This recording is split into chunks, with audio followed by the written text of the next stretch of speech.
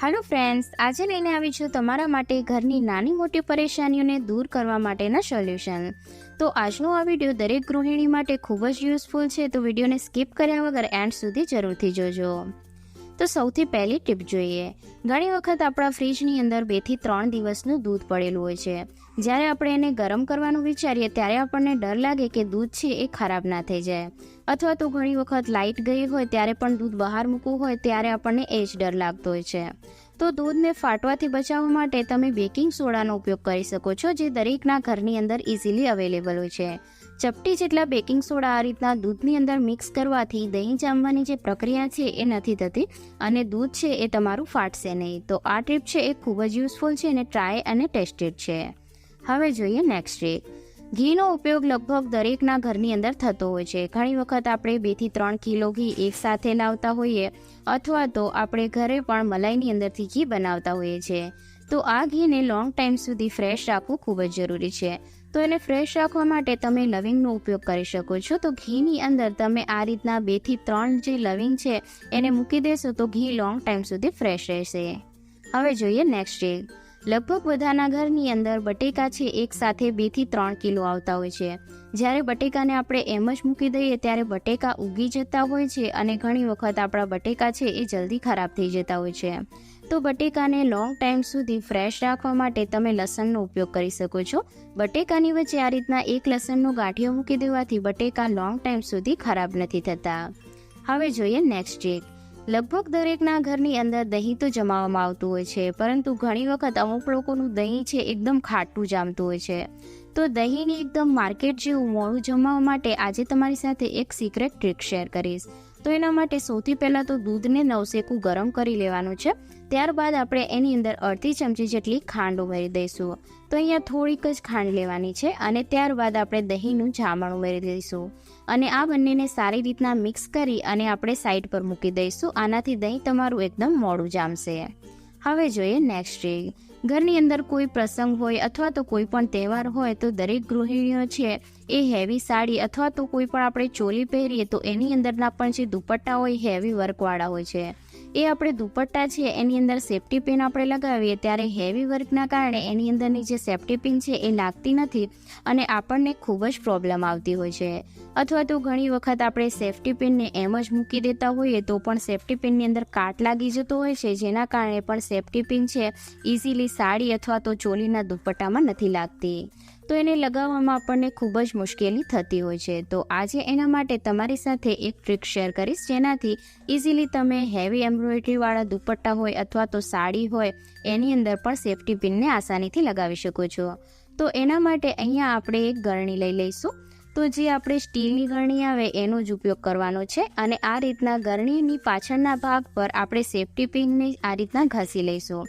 આ રીતના safety pin ઘસવાથી એની ધાર છે એકદમ તેજ થઈ જશે અને તમે દુપટ્ટા અથવા તો સાડીની અંદર સેફ્ટી પિનને લગાવશો ત્યારે ઇઝીલી તમે એને લગાવી શકશો, જેનાથી આપણી જે મોટી પરેશાની છે એ પણ ઇઝીલી દૂર થઈ જાય છે. તો આ રીતના તમે ગમે તેટલી મોટી સાડી હોય તો પણ આસાનીથી તમે એને આ રીતના સેફ્ટી પિનને લગાવી શકો છો. તો આ ટ્રીક કેવી લાગી કોમેન્ટમાં જરૂરથી જણાવજો. હવે જોઈએ નેક્સ્ટ ટ્રીક. લગભગ ફ્રૂટનો ઉપયોગ તો દરેકના ઘરમાં થતો હોય છે, પરંતુ જે દાડમના દાણા છે એને કાઢવામાં આપણને ખૂબ જ સમય લાગતો હોય છે. તો એને ઇઝીલી કાઢવા માટેની આજે તમારી સાથે એક ટ્રીક શેર કરીશ. તો એના માટે સૌથી પહેલાં દાડમનો જે ઉપરનો ભાગ છે એને આપણે કટ કરી લઈશું અને ત્યારબાદ ચાકુથી આપણે આ રીતના જે જગ્યા પર આકા લગાવેલા હોય એ જગ્યા પર આ રીતના કટ લગાવીશું. તો આપણે દાડમનો ઉપરનો ભાગ કટ કરીશું એટલે ઇઝીલી આપણને કઈ જગ્યા પર કટ લગાવવા એ વિઝિબલ થઈ જાય છે. તો આ રીતના મેં 4 થી 5 જે જગ્યા પર નિશાન હતા એ જગ્યા પર કટ લગાવી લીધા છે.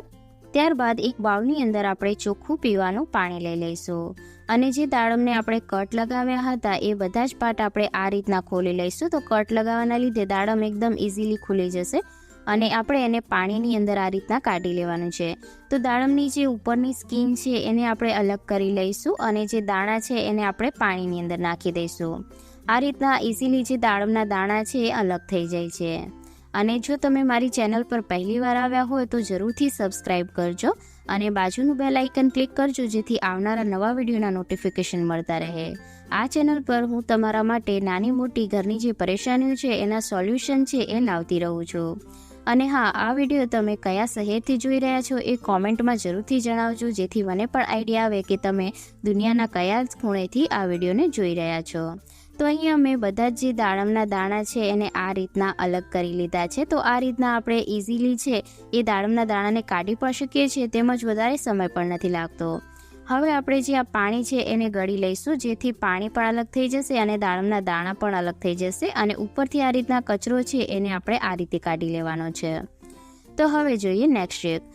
ઘણી વખત એવું થાય કે એક જ સાઇઝના ગ્લાસ હોય અથવા તો વાટકી હોય, તો આપણે એક સાથે મૂકીએ તો એકની અંદર એક એ ફસાઈ જતા હોય છે, જેને કાઢવામાં આપણને ખૂબ જ મુશ્કેલી લાગતી હોય છે. તો એને કાઢવા માટેની એક ટ્રીક જોઈએ.